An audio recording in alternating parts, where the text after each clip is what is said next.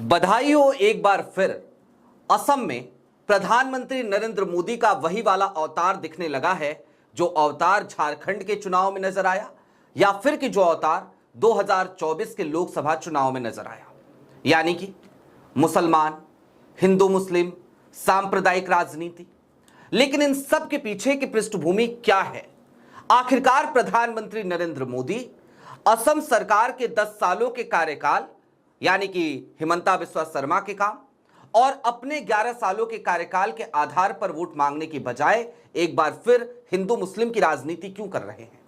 इसका जवाब अगर समझना हो तो आपको राहुल गांधी, प्रियंका गांधी, गौरव गोगोई या कांग्रेस के किसी भी आम से आम नेता की भी अगर बात करें तो उसके पीछे उमड़ते हुए जन सैलाब को देखना पड़ेगा।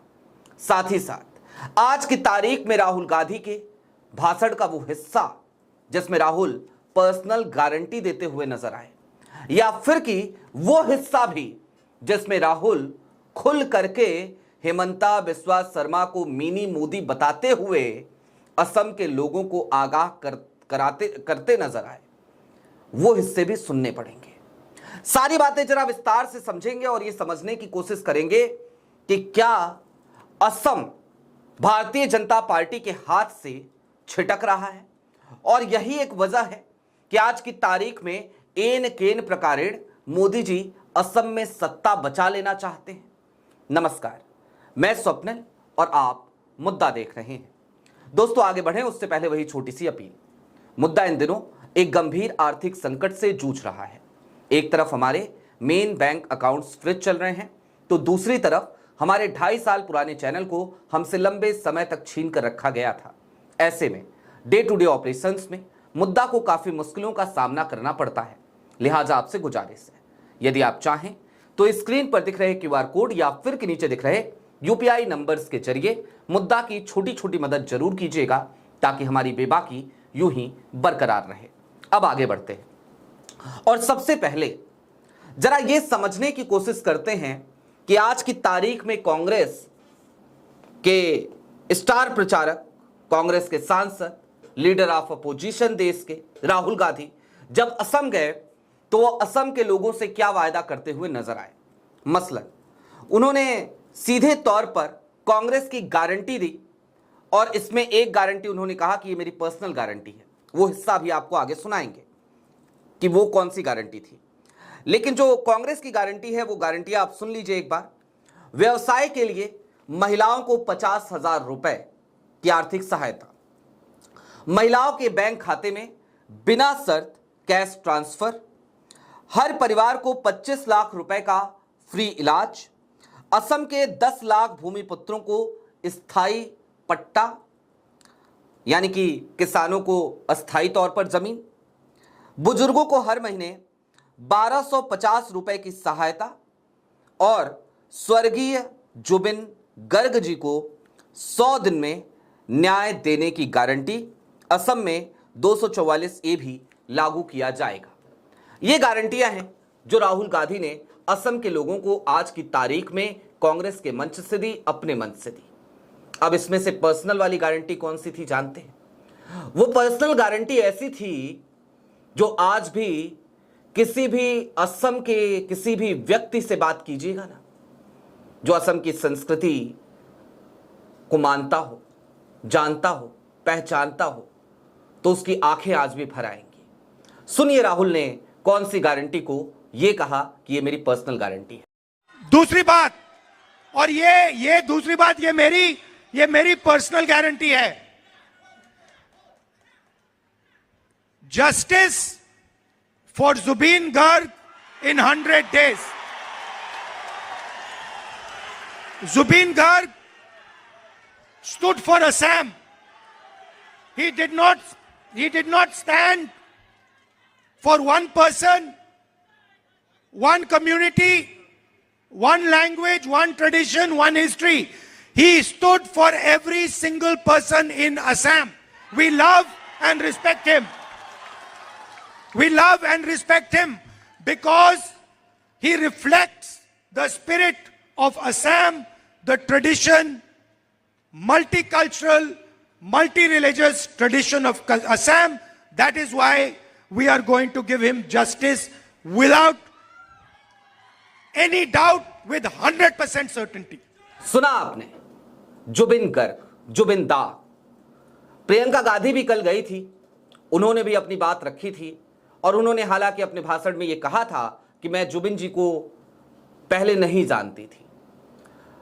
हम लोग भी जुबिन गर्ग को जानते थे, लेकिन उस तरीके से नहीं जानते थे, ये एक सच्चाई है। लेकिन असम के लोगों से जरा पूछिए कि जुबिन गर्ग उनके लिए क्या थे, तो वो लोग बताएंगे। और ये थे शब्द का इस्तेमाल शायद गलत होगा। क्या हैं आज भी?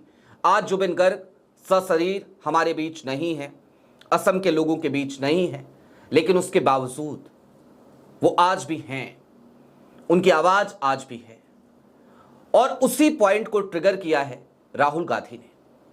अब दोस्तों जरा ये समझने की कोशिश करते हैं कि आज की तारीख में असम भारतीय जनता पार्टी से, उसके हाथों से फिसलता क्यों जा रहा है। दरअसल फिसलता जा रहा है, इसका प्रमाण तो बार बार प्रधानमंत्री नरेंद्र मोदी और हिमंता बिस्वा शर्मा की भाषा और बॉडी लैंग्वेज दे ही रही है। लेकिन जरा समझिए फिसल क्यों रहा है। 10 सालों से हिमंता बिस्वा शर्मा वहां पर मुख्यमंत्री हैं। तमाम लैंड यूज चेंज करा के जमीनों पे किस तरीके से वहां पे खेल किया गया, वो बातें असम के लोगों के लिए आज की तारीख में एक बड़ा मुद्दा है। बेरोजगारी एक बड़ा मुद्दा है वहां पर। तमाम जो स्वास्थ्य सुविधाएं हैं या शिक्षा की जो व्यवस्था है वो समुचित नहीं है, वो एक बड़ा मुद्दा है। और होता क्या है, भारतीय जनता पार्टी की सरकार है तो जब भी नेताजी कहीं जाते हैं तो लाइट कैमरा एक्शन शुरू हो जाता है, मोदी जी वाले स्टाइल में ही। जनता इन सब से ऊब चुकी है। जनता यह जानना चाहती है कि सरकार उसके हित के लिए क्या कर रही है। और सरकार क्या कहती है? सरकार कहती है कि हम घुसपैठियों को भगाएंगे। असम में घुसपैठिए हैं कि नहीं हैं, यह बात ना तो चुनाव आयोग बता रहा है, ना गृह मंत्रालय बता रहा है। और असम की जनता को भी पता है कि यह बेफिजूल का मुद्दा है। यह एक ऐसा मुद्दा है जिससे सिर्फ वोटों को पोलराइज करने के लिए हिमंता बिस्वा शर्मा हर दिन हवा दे रहे हैं। दोस्तों मुझे कहने में कोई गुरेज नहीं कि जिस तरीके से बिहार में लोगों ने कहा कि वोट चोरी का मुद्दा फ्लॉप हो गया, उसी तरीके से ये घुसपैठिए वाला जो मुद्दा है ना, ये मुद्दा भी बिहार में फ्लॉप ही हुआ था। असम में भी घुसपैठिए का ये जो मुद्दा भाजपा बना रही है, ये मुद्दा वहां पे फ्लॉप ही होता दिख रहा है। पश्चिम बंगाल में भी हालांकि वहां पर थोड़ा सा है भी ऐसा माहौल, तो वहां पे कुछ लोग मान लेते हैं, लेकिन वहां पे भी इतना असर इस मुद्दे का घुसपैठिए का नहीं दिख रहा है। और अगर ये मुद्दा है भी, अगर ये बड़ा मुद्दा है भी, तो फिर एक सवाल है कि मोदी जी आपकी सरकार है, दूसरे टर्म में है गृह मंत्री अमित साहब, गृह मंत्रालय उनके पास है, आप कर क्या रहे हैं? आखिरकार आप लोग क्या कर रहे हैं? घुसपैठिए हैं तो निकालिए ना, पकड़िए ना, कटवा दीजिए ना टिकट, भेज दीजिए ना बाहर, या ठूस दीजिए जेलों में, कुछ तो कीजिए। इस देश में घुसपैठिए आकर के रह रहे हैं, अपने आधार कार्ड तक बनवा ले रहे हैं, जैसा कि कहा जाता है, जैसा कि दावा किया जाता है, तो फिर आप लोग कर क्या रहे हैं? अब दोस्तों जब भारतीय जनता पार्टी के तमाम मुद्दे धराशायी होते नजर आ रहे हैं, तो फिर भारतीय जनता पार्टी ने यह सोचा कि चलो एक काम करते हैं, कांग्रेस के पॉपुलर लोगों को लेकर के आते हैं, उन लोगों को जो हिमंता बिस्वा शर्मा के करीबी हैं, कांग्रेस के भीतर बैठे हैं और कांग्रेस के भीतर बैठ करके हमारे लिए काम करते हैं। वो एक और बहुत गलत दाव हिमंता बिस्वा शर्मा ने चल दिया हालांकि, क्योंकि चाहे वो बोरा साहब हों, चाहे प्रद्युत जो सांसद रहे वो हों, ये लोग जब तक कांग्रेस के भीतर थे ना, तब तक ये लोग भारतीय जनता पार्टी के ज्यादा काम के थे। आज की तारीख में जब ये लोग नहीं है वहां पर, आज की तारीख में जब ये लोग छोड़ चुके हैं कांग्रेस को और भारतीय जनता पार्टी में शामिल हो चुके हैं, तो ये भाजपा के उतने काम के लोग नहीं हैं। ये कांग्रेस को भीतर बैठकर ज्यादा नुकसान पहुंचा सकते थे, बरक्स इसके कि भारतीय जनता पार्टी में शामिल होकर के अब कांग्रेस को ज्यादा नुकसान पहुंचा पाए, क्योंकि इनकी अपनी कॉन्स्टिट्यूएंसी में भी इनके जो कोर वोटर्स हैं उनमें ही फूट पड़ गई है, वही इनसे नाराज चल रहे हैं, वही कह रहे हैं कि कांग्रेस ने क्या कुछ नहीं दिया इन्हें। उसके बावजूद ये कांग्रेस को धोखा देकर के हिमंता बिस्वा शर्मा के साथ उस वक्त पे जा रहे हैं जिस वक्त पे हम ये सोच रहे थे कि अब हम सरकार बदल देते हैं, अब हम कांग्रेस को लेकर के आते हैं।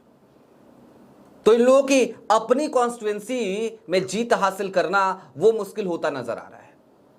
हिमंता बिस्वा शर्मा को लेकर एक बात और हमें याद आती है, भाई जोरहाट की सीट से भाग खड़े हुए हिमंता, चुनाव लड़ने से मना कर दिया, वहां से कहा कि मैं अपनी सेफ सीट से चुनाव लड़ूंगा।